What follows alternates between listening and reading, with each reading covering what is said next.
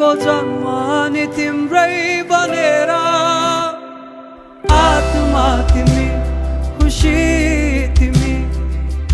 मेरो अर्थ तिमी भएर आकाशमै साक्षी राखी अर्को जन्म नि